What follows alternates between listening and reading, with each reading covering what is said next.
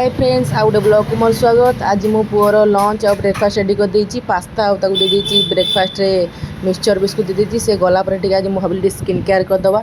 बहुत स्किन टा टैन हो जाउछि।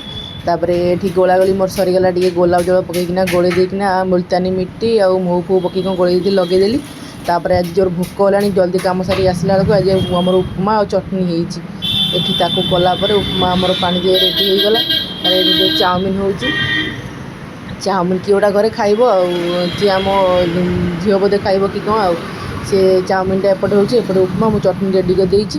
घरे खाइबा टाइम है जेहतु मुझे सप नहीं पलि आसली। ये आइला पर जो प्रबल भोक मैंने ये अध घंटा गैप्रे मुझे खाइली जो भोक होची मुझे मुझे आगे खाईदे सी कहले मुझे खाइबिनी मोटे बिस्कुट फिस्कुट गुड़ा कौन खाई मुझे ठीक अच्छे मुझे खाईदे खाई पी सारापर कम सारी घर गलापर आज आमर पोटल बेसन तरकारी होती आपण मैंने तो जापर जो टेस्ट होता मो मुहर एक्सप्रेसन जापर के मुँहटा कर कौन चलदेवा खाईदे।